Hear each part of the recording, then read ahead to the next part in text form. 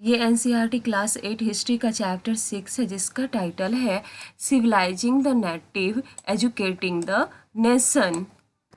पिछले चैप्टर्स में हमने जाना कि ब्रिटिश रूल का राजा, नवाब, पीजेंट्स, ट्राइबल्स, इन सब पे क्या इफेक्ट पड़ा। अब इस चैप्टर में हम जानेंगे कि इन सब का स्टूडेंट के लाइफ पे क्या प्रभाव पड़ा, क्योंकि इंडिया में ब्रिटिश केवल टेरिटोरियल कॉन्क्वेस्ट और रिवेन्यू पर कंट्रोल ही नहीं करना चाहते थे, बल्कि उन्हें लगता था कि उनका कल्चरल मिशन भी है। उन्हें यहाँ के नेटिव्स को सिविलाइज करना है, सभी बनाना है और उनके कस्टम और वैल्यूज को चेंज करना है। अब इन सब चेंजेस को कैसे इंट्रोड्यूस करना था, इंडियंस को कैसे एजुकेटेड करना था और उन्हें सिविलाइज बनाना था, इस सब क्वेश्चन का ब्रिटिश के पास भी कोई सिंपल आंसर नहीं था और इसके लिए काफ़ी डिकेड्स तक डिबेट चलता रहा।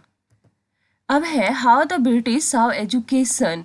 ब्रिटिश एजुकेशन को किस तरह से देखते थे। सबसे पहले हम यह देखते हैं कि ब्रिटिश एजुकेशन के लिए क्या सोचते थे और एजुकेशन के आइडियाज, शिक्षा के विचार जो आज हमें ग्रांटेड लगते हैं, वे पिछले 200 सालों में किस तरह से विकसित हुए। इस इंक्वायरी के दौरान हम यह भी देखेंगे कि ब्रिटिश आइडियाज पर भारतीयों ने किस तरह से रिएक्ट किया और भारतीयों को कैसे पढ़ाया जाएगा, इस बारे में अंग्रेजों के विचार किस तरह विकसित हुए। यही सब हम इस चैप्टर में जानेंगे। अब है the tradition of orientalism. Orientalism का मतलब होता है प्राच्यवाद। ओरिएंटल टर्म जो है वो मेनली ईस्टर्न वर्ल्ड के लिए यूज किया जाता था, मेनली एशिया के लिए। जब वेस्टर्न वर्ल्ड के आर्टिस्ट या फिर राइटर या फिर डिजाइनर ईस्टर्न वर्ल्ड के कल्चर, आर्ट, लिटरेचर और भी बहुत सारी चीज़ों को रिप्रेजेंट करते हैं, तो उसको ओरिएंटलिज्म कहा जाता है। 1783 में विलियम जोन्स कलकत्ता पहुँचे। वहाँ पर उनको कंपनी के द्वारा जो स्थापित सुप्रीम कोर्ट था, वहाँ पर जूनियर जज के रूप में अपॉइंट किया गया था। लॉ में एक्सपर्ट होने के साथ साथ जोन्स लिंग्विस्टिक भी थे। यहाँ पर लिंग्विस्टिक का मतलब दिया गया है someone who knows and studies several languages. वैसा व्यक्ति जो कई भाषाओं का जानकार होता है या फिर उस पर स्टडी करता है। उन्होंने ऑक्सफोर्ड में ग्रीक और लैटिन भाषा का अध्ययन किया था। इसके साथ ही वो फ्रेंच और इंग्लिश भी जानते थे और उन्होंने अपने एक दोस्त से अरेबिक भाषा भी सीखी थी, साथ ही साथ पर्शियन भी उन्होंने सीख लिया था। कलकत्ता में आने के बाद वो डेली कई घंटों संस्कृत विद्वानों के साथ बैठकर उनसे संस्कृत की बारीकियां, उसके बाद ग्रामर और पोएट्री का अध्ययन करने लगे थे। जल्द ही वो law, philosophy, religion, politics, morality, arithmetic, medicine और जो दूसरे साइंसेस थे उनकी एंशियंट इंडियन टेक्स्ट का अध्ययन शुरू कर दिया। जोन्स ने पाया कि उस टाइम कलकत्ता में रह रहे और भी ब्रिटिश ऑफिशियल्स उनके जैसा ही इंटरेस्ट रखते हैं, जैसे कि हेनरी थॉमस कोलब्रुक, उसके बाद नैथानियल हॉलहेड। ये सब एंशियंट इंडियन हेरिटेज को डिस्कवर करने में लगे हुए थे। इंडियन लैंग्वेज को सीखकर संस्कृत और पर्शियन वर्क्स को इंग्लिश में ट्रांसलेट कर रहे थे। उनके साथ मिलकर जोन्स ने एशियाटिक सोसाइटी ऑफ बंगाल का गठन किया और एक जर्नल जिसका नाम था एशियाटिक रिसर्चेज, इसका प्रकाशन करवाना स्टार्ट किया। जोन्स और कोलब्रुक दोनों के मन में इंडिया और वेस्ट दोनों के एंशियंट कल्चर्स के लिए गहरी रिस्पेक्ट थी। उनका मानना था कि इंडियन सिविलाइजेशन एंशियंट टाइम में अपने वैभव के शिखर पर थी, लेकिन बाद में उसका पतन होता चला गया। उनके हिसाब से इंडिया को समझने के लिए एंशियंट पीरियड में प्रोड्यूस किए गए सैकर्ड यानी कि पवित्र और लीगल टेक्स्ट यानी कि कानूनी ग्रंथ को डिस्कवर करना जरूरी है।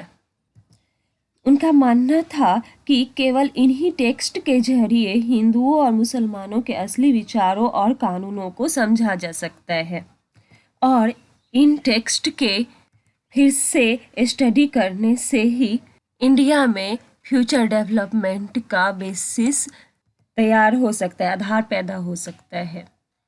और इसलिए जोन्स और कोलब्रुक दोनों ही एंशियंट टेक्स्ट को ढूंढने, उनके मीनिंग को समझने, उनको ट्रांसलेट करने और ज़्यादा से ज़्यादा लोगों तक अपने नतीजे को पहुंचाने में जुट गए। उन्हें विश्वास था कि यह प्रोजेक्ट न केवल ब्रिटिश को इंडियन कल्चर को सीखने में मदद देगी, बल्कि भारतीयों को भी अपने हेरिटेज को दोबारा अपनाने और पास्ट में लुप्त हो गए वैभव को समझने में मदद देगी। और इस प्रोसेस में ब्रिटिश इंडियन कल्चर के गार्जियन और मास्टर दोनों की ही भूमिका निभा रहे थे। इन आइडियाज से इन्फ्लुएंस होकर कंपनी के बहुत सारे ऑफिशियल्स ये आर्ग्यू करने लगे थे, दलील देने लगे थे कि ब्रिटिश को वेस्टर्न लर्निंग के बजाय इंडियन लर्निंग को ही प्रमोट करना चाहिए, प्रोत्साहन देना चाहिए। वे चाहते थे कि एंशियंट इंडियन टेक्स्ट के स्टडी को इनकरेज करने के लिए, प्रोत्साहित करने के लिए, और संस्कृत और पर्शियन लिटरेचर और पोइट्री को पढ़ाने के लिए एक इंस्टीट्यूशन की स्थापना करनी चाहिए, गठन करनी चाहिए।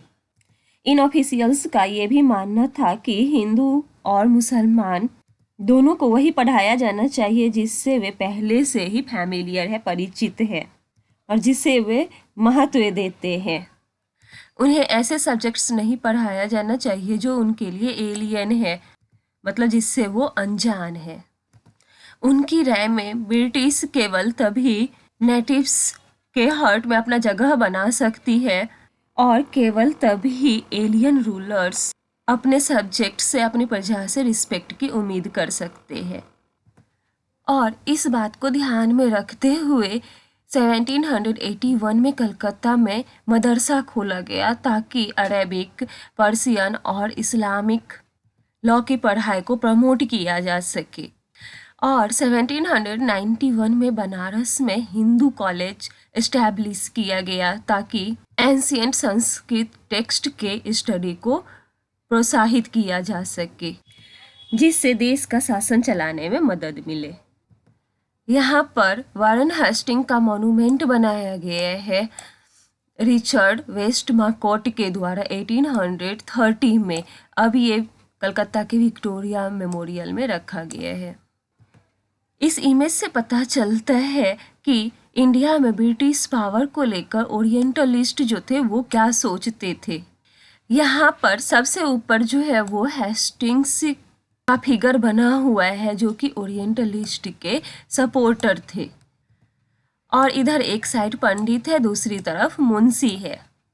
हेस्टिंग्स और जो दूसरे ओरिएंटलिस्ट थे उन्हें भारतीय भाषाएं सीखने के लिए इंडियन स्कॉलर की ज़रूरत पड़ती थी ताकि वो उन्हें वर्नाकुलर लैंग्वेज सिखा सके और लोकल कस्टम और लॉज के बारे में बता सके और एंशियंट टेक्स्ट के ट्रांसलेशन और इंटरप्रेशन यानी कि व्याख्या में मदद कर सके।